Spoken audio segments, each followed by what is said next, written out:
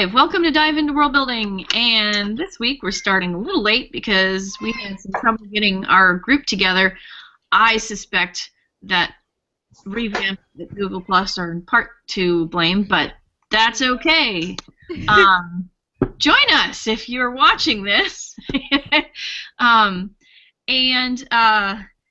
Yeah, so today's topic is fairy tales, and I had a couple of people who were super keen on this topic, and they're not here, but guess what? We're going to handle it. What is it about fairy tales that makes them fairy tales? That's one of the interesting questions that I think we should ask to start this off. What makes a fairy tale world recognizable as a fairy tale world?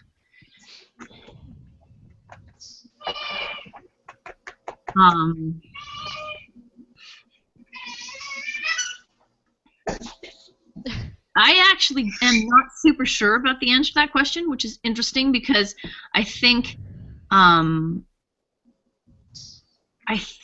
in fact a lot of what we often think of when we think about fairy tales is a sort of stereotypical fairy tale world. And so there's a lot more to it exactly than that.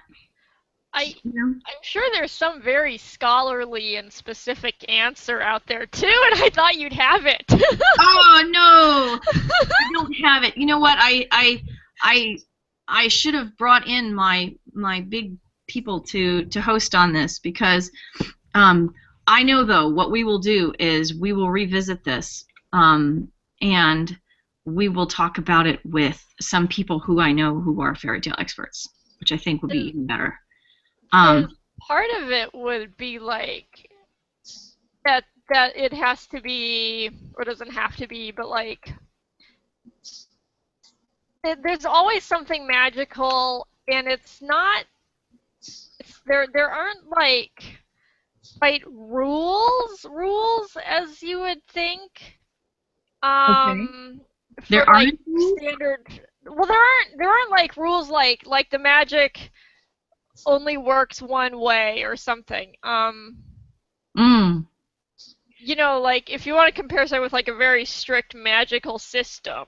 Okay. Of like a modern fantasy, then you know that they don't have that. It's looser. It's if you meet the talking bear, it's okay. It's a talking bear. You know, nobody freaks out, nobody worries about it. And then if the talking bear is an enchanted prince, you know, I mean that's fine. Like no one questions that. Sometimes it's an enchanted prince. Well, you know, so one of the yeah. I want to say it might have something in the characterization.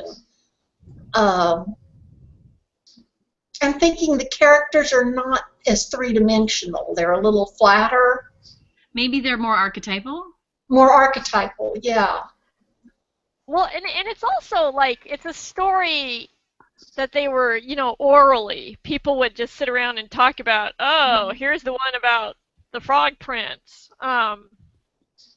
You know, so it didn't have to be like, you know, they weren't writing novels. Right. It was, you know, this is a story, gather around kids. Well, you know, so one of the things that I could never figure out as a kid was the difference between fairy tales and folk tales. Because I had all kinds of collections of fairy tales that I read, but I also had lots of collections of folk tales that I read. And to be honest, they were very similar. So the fairy tales seemed to be folk tales of a particular type of origin, and the folk tales were of other origins in a sense. So I think, in fact, what we're looking at is folk tales that have particular features, right? I will say that's where the magic comes in. A folk tale doesn't have to have magic, whereas a fairy tale does. Okay, but a lot of folk tales do have magic. I mean, Yeah. You look at things Pretty fuzzy boundary. in Japan, there's the story of the Peach Boy. You know, he's born out of a peach. That's magical. Yeah. And then he goes about, you know, enlisting animals as his friends to you know, help him fight against the demons. That's magical. So, I mean, talking animals are actually very common.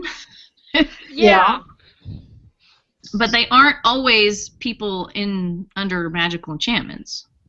Yeah, sometimes they're just talking animals. Mm-hmm. Yeah. You know, I mean, where's the magic? I guess there's sort of magic in like Red Riding Hood. I'm thinking about the wolf and like he talks. I guess that's the big magical element. And the other thing that you can see in I guess fairy tales is that people get swallowed whole and are actually able to emerge alive. Oh God, yeah, that happens a lot. And back to your boy born from a peach, I'd say odd births are common, not necessary, but common. Yeah. Yeah, well, like, you know, the couple like Thumbelina, they wish for daughter. Yeah. And then they get this little tiny minuscule person. Mm-hmm. You know. It's almost like, I mean, so obviously in cases like Red Riding Hood and Thumbelina, there aren't a lot of spells cast, but the world has magical properties. Yeah. Which I think is kind of interesting. Because there are plenty of fairy tales that have spells cast, of course, but I think there's also this sense that the world is inherently something with magical properties. Yeah. And I just flashed on Baba Yaga with the chicken legs. Yeah. Yeah. Yeah, and you know, that's a Russian folktale kind of thing. Yeah. Russian fairy tale. Well, and witches. Baba Yaga's a witch. Yeah, lots of witches.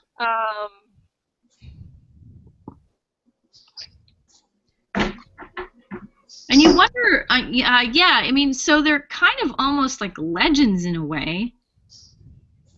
I think what's interesting about it, I mean, obviously we're talking about this as people who are effectively people with a lot of experience with fairy tales, but who haven't done a ton of analysis academically.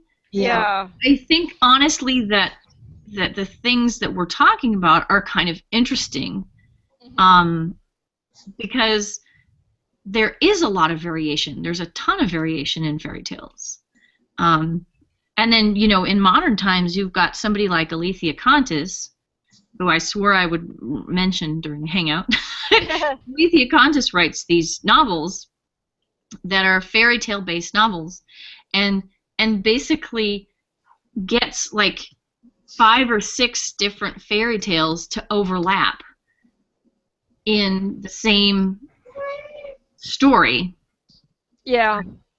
So, you know, you've got this family, and they're the woodcutters, right?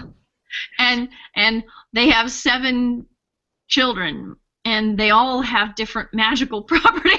I mean, it's kind of fun, you know, I mean, to see what you can do with fairy tales as your basis, right?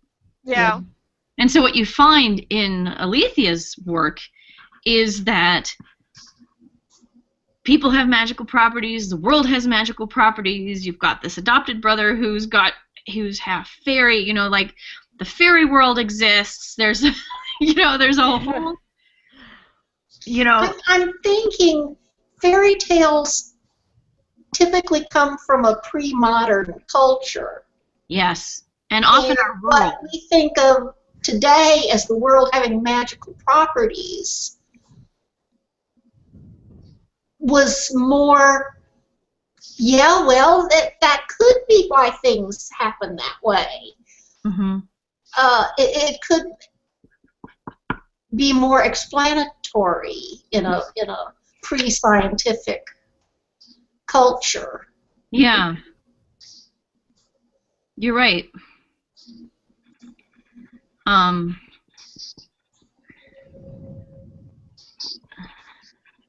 I'm going to return to that in a second. I want to also mention Once Upon a Time. Yeah, I was saying that Alongside the Pocahontas as overlapping modern fairy tales. instantiations of lots of layered fairy tales interacting with each other, right?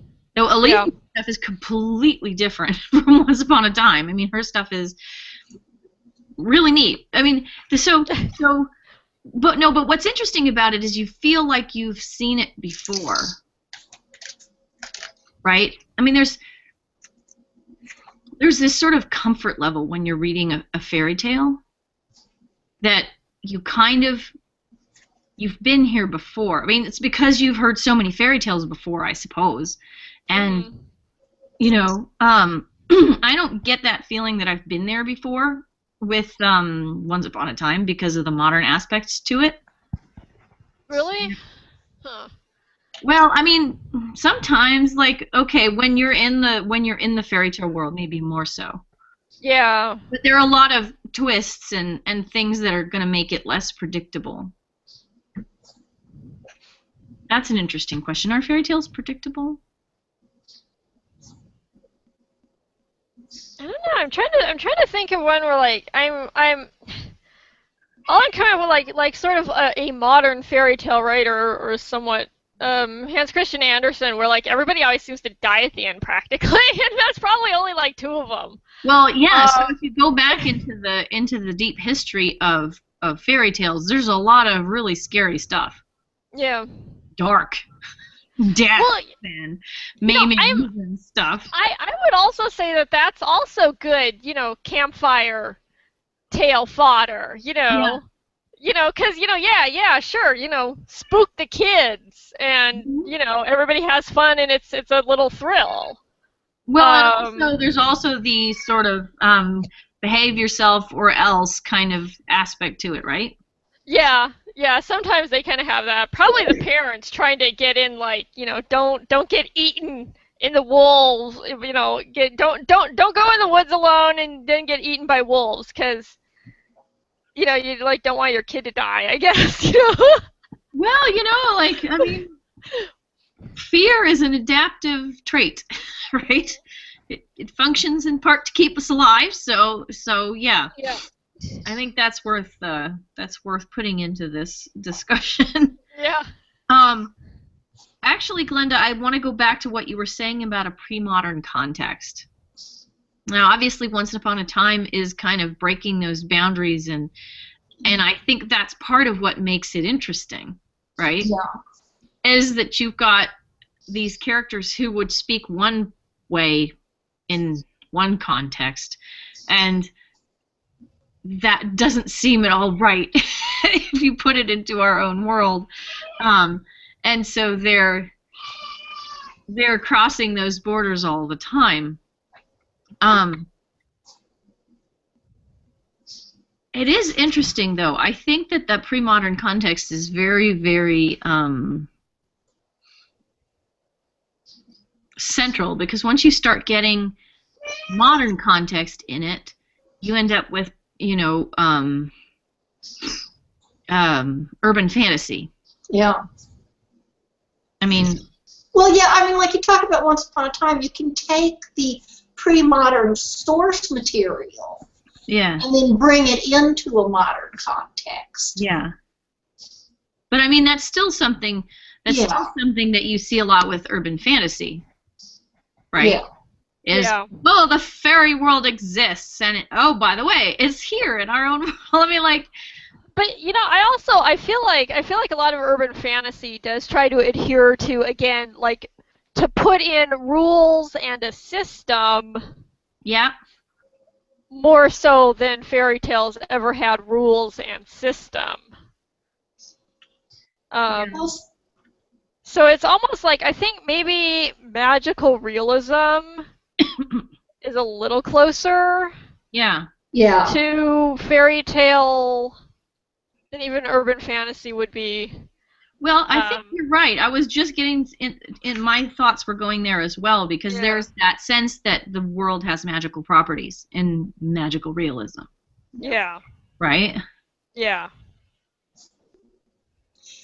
Of course, maybe I have a quirky definition of magical rules or magical systems, but I'm not thinking of, to me, that doesn't merely include explicitly laid out rules. I mean, there's what the reader knows, there's what the point of view character knows, or the narrator, right, and there's what the author knows. And I think even in magical realism or fairy tales, the author has a concept of what kinds of magical things are possible and what kinds of magical things aren't possible. Yeah. And that's what I think of when I think of magical system. Right. Well, I mean, I think the characters in the story may not know. Right. And it's not spelled out for the reader anywhere, except by implication. But the author has a concept of what can and can't happen. Yeah. Well, I think this is reminding me of our discussion with Laura Ann Gilman about how she was looking at the magic in Silver on the Road, because that was another instance of the world having magical properties. And I believe at that point we were discussing the difference between a sort of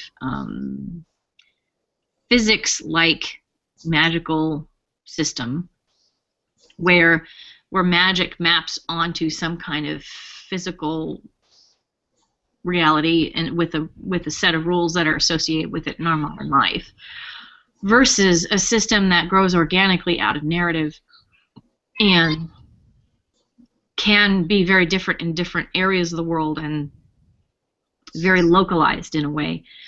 And so you find that more with things like, I guess, Harry Potter, because Harry Potter is extrapolated off of a lot of different ideas about what properties magic has, right? But also Silver on the Road, where, you know, this location has this thing that you have to be careful about, you know, this technique that you're supposed to use to gauge whether it's safe or not. That's almost like building the superstitions in, which is what Laura Ann Gilman did, right?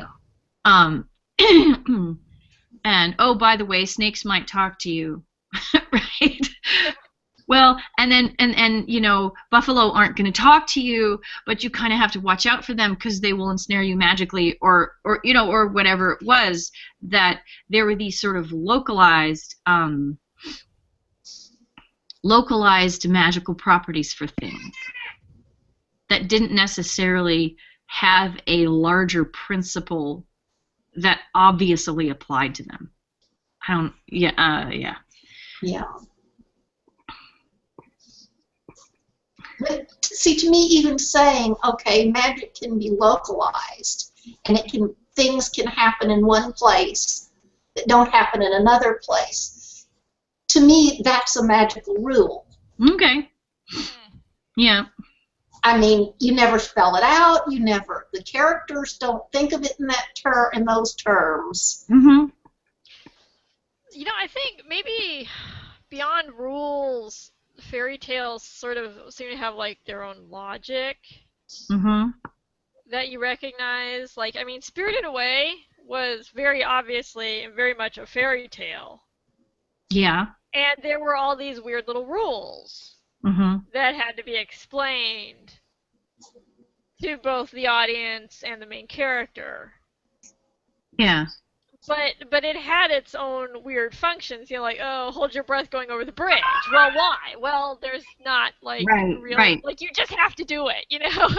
But it is that kind of specific, it's a very particular type of logic and a very particular, I think it actually is that localized sort of organic, not necessarily seeming to be motivated by particular reasoning, right? Yeah. So. But I think like a fantasy novel would give you a reason why you had to hold your breath going over the bridge. Right. And a fairy tale doesn't. You know? You just gotta do it, okay? Because this is how it works. Okay. Yeah, exactly. Yeah, because this is the thing, and you'll be invisible, by the way, right? No one will see you if you hold your breath, right? Right? But there's no real, there isn't a why. There isn't an inner working to that. There's just. Well, I'm so now that you're saying there's no inner working to that, I'm sort of thinking, well, but maybe there is some sort of an inner working to that. I mean, I think there is a sense that you're not necessarily supposed to question the inner workings of things. Yeah. Yeah. But we do track a lot of things, like, so, for example, borders are very important. And crossing them is very important. And we see that in lots of contexts, right? Yeah. So the idea that there would be some kind of special behavior that you were supposed to engage in as you crossed XYZ borderline is not a new idea. No. I mean, it's like, I don't know. The only thing I think was like Lot's wife turning around and turning into a pillar of salt. Don't look over your shoulder. We saw that one again too in Spirited Away. Yeah. So like, there's all these things that everyone sort of recognizes, but it's like. But I mean, how random is turning into a pillar of salt? I mean, it could have been anything. It's sort of the wrath of God kind of thing, and you can't really. I know, but I mean, like, it could have been anything, I mean, really. So it's like you just sort of like pick a consequence, Well, but I think it's interesting because there's this, in a way, there's this sort of inventory of possible things, and there's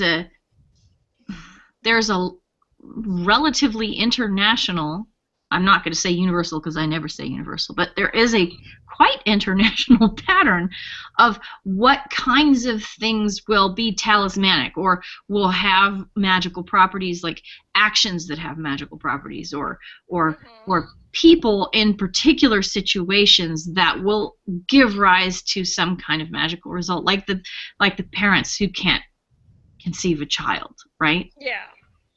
And asking for some kind of intervention. I mean, I've seen that pattern of parents who can't conceive a child and ask for some kind of magical intervention in Spanish stories and Japanese stories, and I mean, it's a human thing, right? Yeah. But it's also something where magic gets invoked, and then it has these different kinds of consequences, depending on, I guess, where you live and what kind of magical intervention you're receiving. It's interesting. Are particular places being imbued with magic? It's objects, places. Yeah. It'd be interesting to have someone who is familiar with fairy tales worldwide. Mm-hmm. Well, so I'm gonna put my head on this, and this is what I call a topic hangout, right? But I want to see if I can get a guest hangout on this, and I'm going to talk to Alethea Contis, and I'm also going to talk to Theodora Goss, because she's also an incredible expert on and teaches classes. Oh my God! Wow. On fairy tales, so I totally need to get these two people in here. Yeah. And get them talking to us about fairy tales, because that would be really, really cool. So that is now on my list of things to do. Well, and earlier you were talking about fairy tales versus folk tales. Yeah. Mythology. Mm-hmm. There's a lot of interconnectedness. Yeah. Yep. I think, like, at a certain point, like, when people quit believing in, like, the Greek gods or whatever, and they became, like, mythology and almost folktale-like or fairy tale-like. Well, you wonder about it, honestly, because there are a lot of religions that are generally spoken about as not being believed in.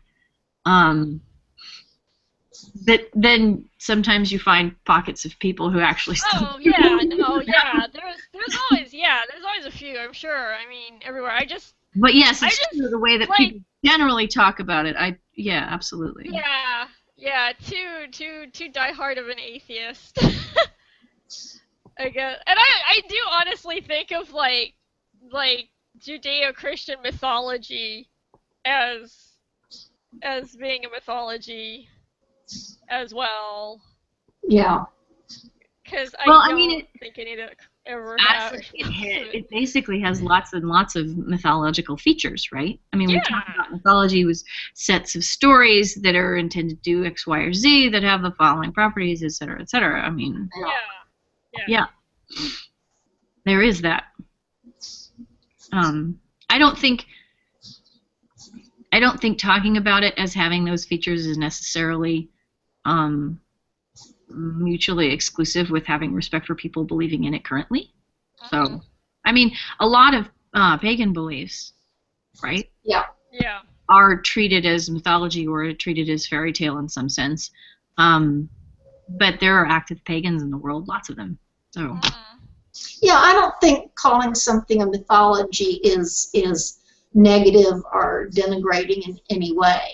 It's just it shouldn't be. It often is, but it shouldn't be. Well, it's an angle on it. It's like what context are we actually discussing this in?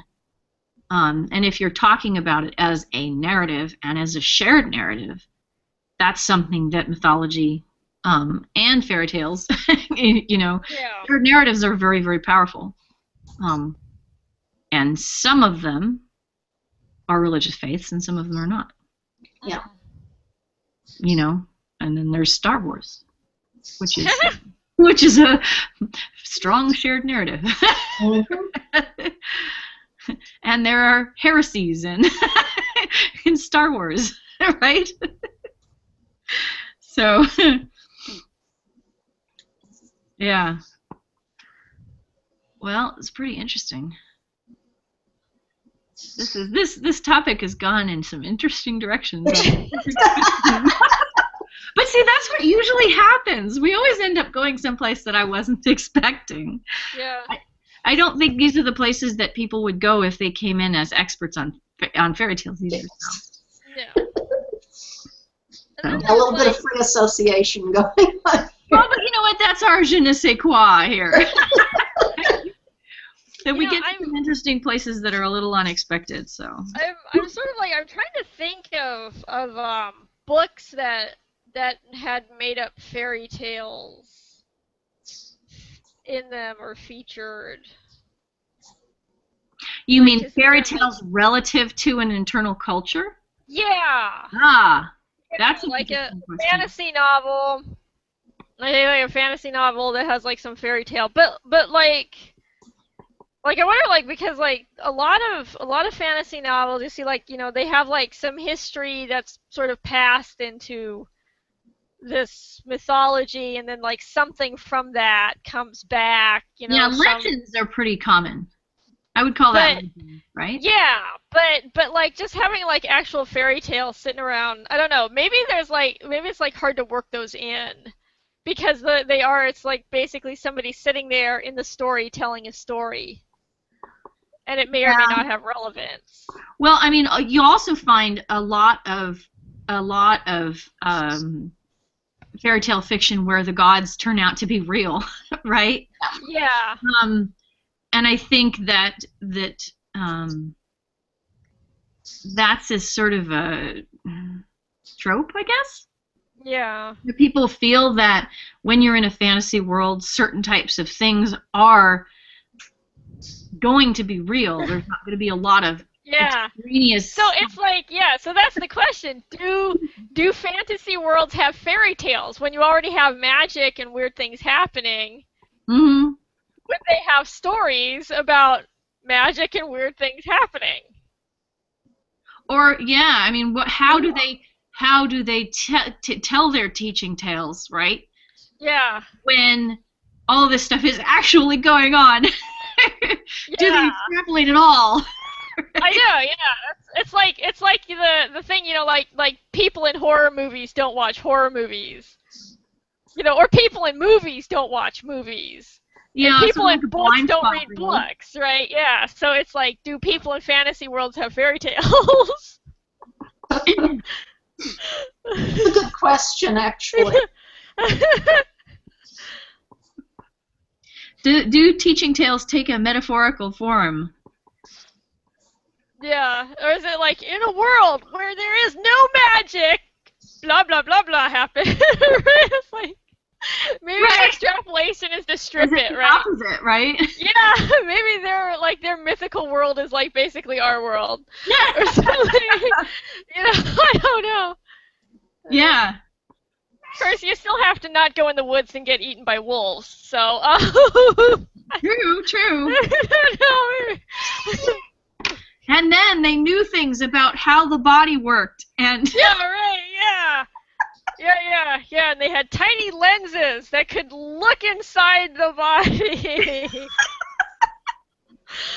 Oh my God. And they would do terrible occult things, like tear bodies apart to figure out how they worked.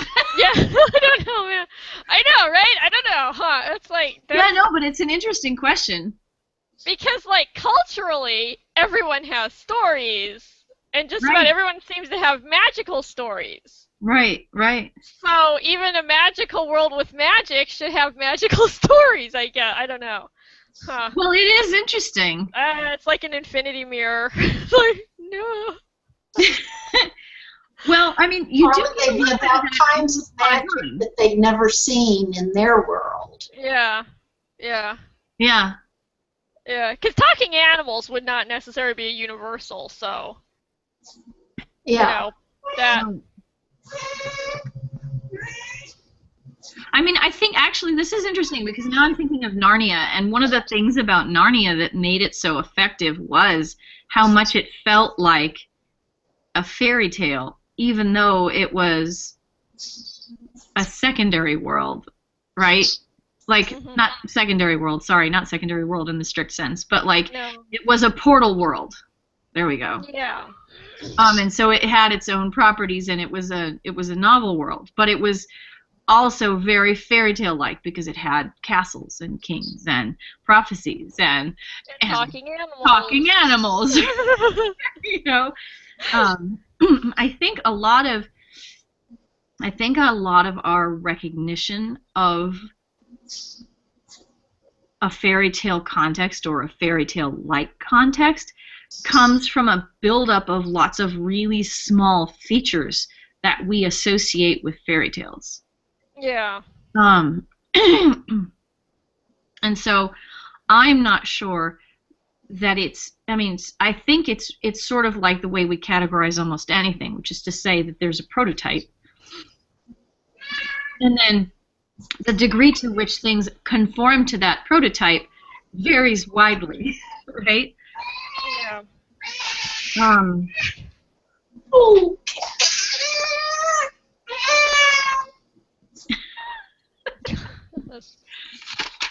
It's time for attention again, Glenda. And I picked her up awkwardly, and now she's very unhappy with me. I'm afraid you messed that one up, hun. Your cat is a character, I will give you that. So the idea of features, I think, is actually important because when you study like linguistics, you get these lists of features that things have. Like an accent will have particular features that make it that accent, but you have to kind of have them all coming together in order for it to really be that accent, if that makes sense. Yeah. So then I think the question with fairy tale worlds is, if you're wanting to create a fairy tale world, what kind of features are you needing to look for? And I mean, so for example, we're in a time where people are really trying to get away from the European defaults, right? Mhm. Well, so okay, if you want to get away from European defaults, how are you going to do that? Well, it's not like you have to have European default settings. There are a lot of other features that you can have that will let your world be a fairy tale world without those European default settings. I mean, after all, the folktale settings are very fairy tale like as well, right? Yeah. But they're not all European by a long shot. So it's interesting, and I think that those different worlds actually blend into one another in a similar way to the folktale fairy tale borderline.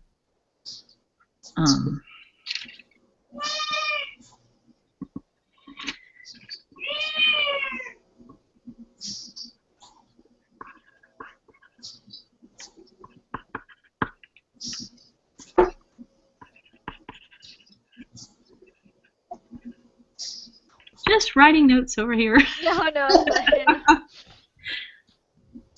So cool. Well, do you guys want to wrap it up? Why don't we say that this was a proto chat? Okay. And that we've explored some things, and these actually might be good things for me to consider as questions for an author feature hangout. Yeah. Yeah. I think that would be a cool thing to do. So why don't I go in and look into that? And I think that would be really awesome. cool. Yeah. All right. So I was thinking about like that, the European default fairy tale, and I mean, I would think like, just changing like a talking leopard for a talking bear. Mm-hmm. I don't think that would be enough. I think you would need more familiarity with the different like regional fairy tales, and I think the reason we default to European is because we know those.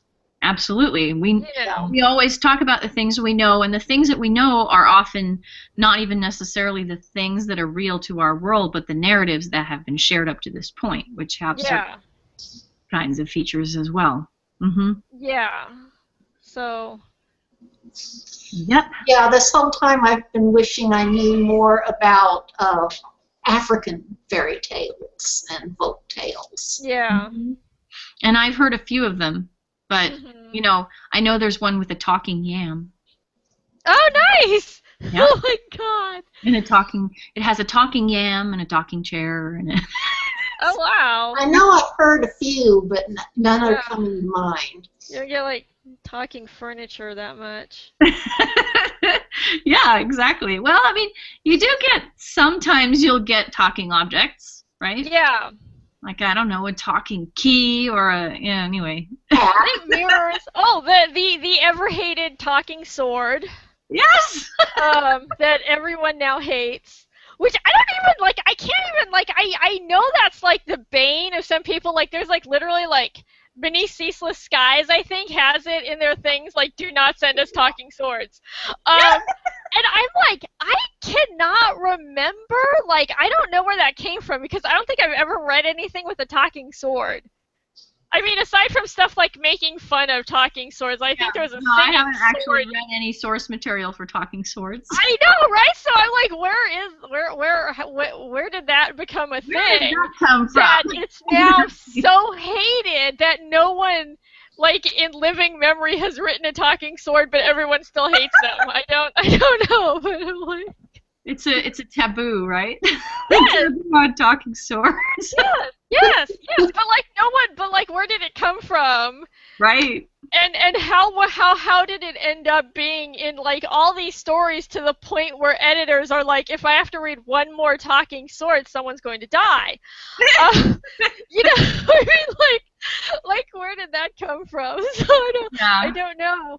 I can't remember reading talking swords except for, like, things making fun of it. Like, I swear there was something that had, like, I want to say, like, a singing sword and something. Well, I know that possibly Terry Pratchett or something had some making fun of talking swords at one point. Okay, so I know that I believe there was a sword that was called the Singing Sword that was not literally a singing sword. Oh, okay. Maybe I'm mixing my things up. And that some various people have actually turned it into literally a singing sword. Yeah. So, I mean, I know. So, for example, in Who Framed Roger Rabbit, he pulled out the singing sword and it's singing. Yeah. There was. I don't know if you want we probably should discuss it at the after party, but there's an anime called Soul Eater, where some people turn into weapons, and then other people called Meisters wield their weapons that are people. Oh, that's interesting. And yeah, it's very good. It's really good. It's really good. It's a great show. I highly recommend it. You would type it in the chat bar for me? Oh, I spelled it wrong too. Hit the wrong button. There we go. Soul Eater. Okay. And I still spelled it wrong. Oh my god. No, it's fine. Anyway. Actually, I was going to mention earlier when we were talking about Spirited Away. Yeah. One of the things that's interesting to me about anime is that anime is usually urban. Mm-hmm. Whereas Miyazaki's films are more fairy tale-like because they're not urban. Yeah.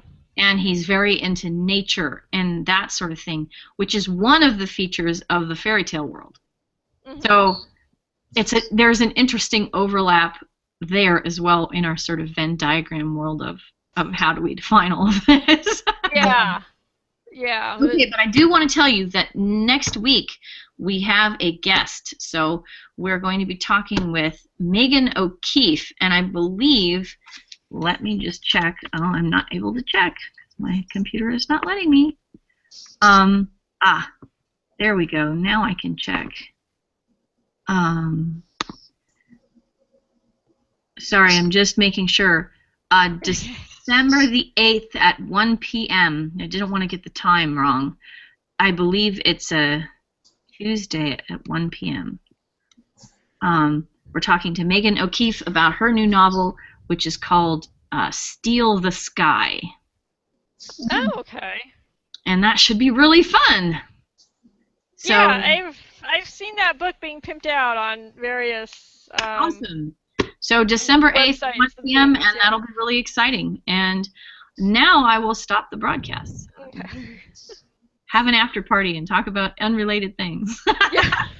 Thanks, you guys. Thank you.